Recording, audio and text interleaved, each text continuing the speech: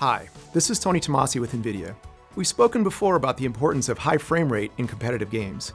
Today, we're going to talk to you about the importance of low latency in competitive gaming. To understand the importance of latency, let's break down the two types of latency. The first is network latency, which is the time it takes your computer to communicate with the servers, and those servers determine things like hit detection and position in competitive games. In this example here, the player takes a shot, and there's a noticeable delay between that shot and the ultimate kill confirmation. That delay is network latency, also known as lag. The second type of latency is local or system latency, which is things like input processing, your game engine, rendering, and ultimately display. What we have here is a user firing a gun. To fire the gun, he's going to click a mouse. On the lower right-hand side of the screen, you'll see an LED that's lit up. That LED will go off when he fires the gun. The delay between the light going off and the muzzle flash on the screen is system latency. That delay is also called motion to photon or click to muzzle flash. Delays between your input and what you see on the screen make it difficult to aim, which hurts your ability to compete. Putting those two concepts together, let's talk about Peeker's advantage, another scenario common in multiplayer games. Peeker's advantage is when the attacker typically is able to see the defender by working an angle first, and the defender has to wait for all the latencies to accumulate before he can see the attacker. On the left-hand side is a system with low system latency, and on the right-hand side is a system with high system latency. Both of them have the same network latency. As you can see here, the system with the high system latency is at a disadvantage compared to the system on the left. That user gets a much greater advantage in terms of visibility. If we reverse the scenario and take a look at it from the defender's perspective, you can see that with a faster system latency, it actually mitigates some of that Peeker's advantage, giving them the opportunity to take that shot first. The first component of latency is going to be your input latency or your peripheral latency. Typically, this is your mouse and your keyboard. The second component is going to be your input sampling. That's the computer itself receiving inputs from your input devices and then sending them to the game for processing for things like input and position. After that becomes the game engine itself, the game latency, things like visual effects, audio, local simulations, visibility, that sort of thing. The next component after that is your rendering latency. This is composed of your render queue and the GPU actually producing the frames. The final piece of that is compositing. That's the Windows compositor taking the frame and scheduling it to be composited with other windows. Ideally, you would avoid compositing by running in a full screen exclusive mode. The sum of these is your PC latency. The final component is your display latency, which is comprised of three things. The scan-out rate, which is the time it takes to scan the frame buffer that your GPU has rendered into the display. This is impacted by your display's refresh rate, or its hertz. The faster the rate, the shorter that time. The second component is your display processing. This can be things like HDR processing or fancy temporal processing.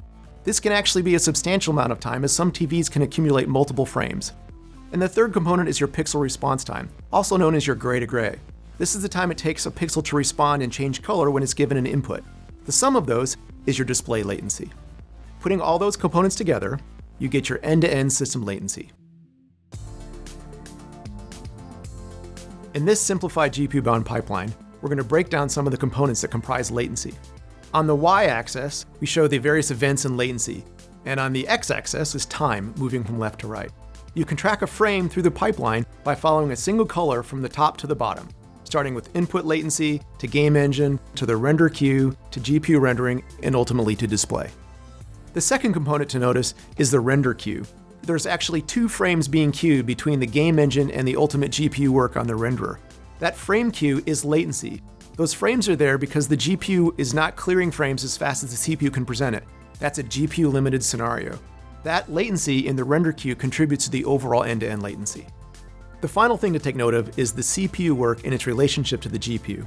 In a GPU-bound scenario, the CPU must wait for a prior frame to complete before it is allowed to continue with producing the next frame. NVIDIA's Reflex SDK allows developers to optimize the latency of their game pipeline in a couple of unique ways. The first is it allows them to eliminate that render queue entirely, and you notice on this diagram there's no frames queued up for the GPU, which reduces the end-to-end system latency. The second thing is it allows the CPU work to be aligned just in time with the rendering so that the rendering gets the most up-to-date information possible from the game engine before it renders. At the other end of the spectrum is a CPU-limited game. In this scenario, the CPU is actually slower than the GPU, which means the latency is small and there is no render queue because the GPU is able to consume the frames faster than the CPU can actually produce them. You may wonder, in a CPU-bound scenario, does the GPU make any difference at all? And the answer is yes. Even though the CPU is your limiting factor, the GPU's render time is an overall contributor to your latency. A faster GPU reduces that render time, reducing the overall latency even though you're CPU limited. Why does this all matter? As you can see on the chart here, lower latencies can absolutely improve your mechanical skill. As you reduce your latencies, your performance can improve. Looking at some common gaming configurations, in this case with Fortnite, you can see there's quite a range of latencies. If you look at a game console playing Fortnite, your typical latency is right around 100 milliseconds. Your average PC is probably similar when it's running at 60 Hz. If you do some optimizations of that PC to improve things, you can cut the latency about in half. And if you push the envelope with faster hardware, a faster display, and state-of-the-art software optimizations, you can drive the latencies on a PC with Fortnite to as low as 15 milliseconds.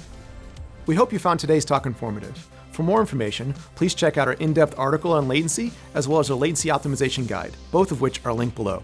Thanks for watching.